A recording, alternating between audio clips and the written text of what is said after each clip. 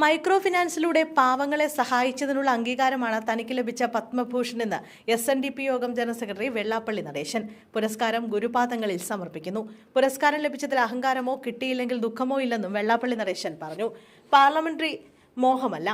അങ്ങനെ ഒരു ആഗ്രഹം തോന്നിയാൽ തന്നെ ഊളംപാറയിൽ കൊണ്ടുപോകണം. തന്നെ ഹീറോ ആക്കിയത് സമുദായ അംഗങ്ങളാണ്. ഈഴവരുടെ വോട്ടിന് കോട്ടയത്ത് വിലയില്ല. അതിന് വിലയുണ്ടെന്ന് കാണിക്കണമെന്നും വെള്ളാപ്പള്ളി നടേശൻ പറഞ്ഞു. യൂട്യൂബ് ചാനലുകൾക്ക് കാശ് കൊടുത്ത ചില മതസംഘടനകൾ തനിക്കും സമുദായത്തിനുമെതിരെ പലതും പറയിക്കുന്നു. പാലം കുലുങ്ങിയാലും കേളൻ കുലുങ്ങില്ലെന്നും വെള്ളാപ്പള്ളി നടേശൻ വ്യക്തമാക്കി. അറിവുള്ളവർ സർക്കാർ ആനുകൂല്യങ്ങൾ തട്ടിക്കൊണ്ടുപോകുന്നു. ഇത് പറയുമ്പോൾ വർഗീയത പറയുന്നുവെന്നാണ് പറയുന്നത്. ജാതി പറയരുതെന്ന് പറഞ്ഞ ഗുരുദേവന് മുന്നിൽ നിർത്തി ഈഴവരെ തളർത്താൻ ശ്രമിക്കുന്നു. ഗുരുമന്ദിരങ്ങൾക്ക് ഗ്രാന്റ് അനുവദിക്കണം. എന്തുകൊണ്ട് തരുന്നില്ല? തന്നാൽ എന്താണ് കുഴപ്പം? കർണാടക സർക്കാർ ഗുരുമന്ദിരം പണിയാൻ 2 ലക്ഷം നൽകി. ഇവിടെ നമുക്ക് എന്താണ് നൽകുന്നത്? ഇതിനെല്ലാം കാരണം നമ്മൾ ഒരുമിച്ച് അല്ല എന്നുള്ളതാണ്. വരുംകാലമെങ്കിലും നമ്മുടേതാവണം. സമുദായത്തിന് വേണ്ടി എന്തെങ്കിലും ചെയ്തത് മന്ത്രി വാസവൻ മാത്രമാണെന്നും വെള്ളാപ്പള്ളി നടേശൻ പരാമർശിച്ചു. വെള്ളാപ്പള്ളി നടേശന്റെ പത്മഭൂഷൺ പിൻവലിക്കണമെന്ന ആവശ്യവുമായി SNDP സംരക്ഷണ സമിതി രംഗത്തെത്തിയിരുന്നു.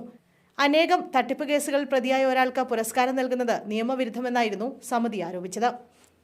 വഞ്ചന കുറ്റം, വ്യാജരേഖ ചമയ്ക്കൽ തുടങ്ങിയ കുറ്റം ചുമത്തിയിട്ടുണ്ട്. 21 ക്രിമിനൽ കേസുകളിൽ പ്രതിയാണ്.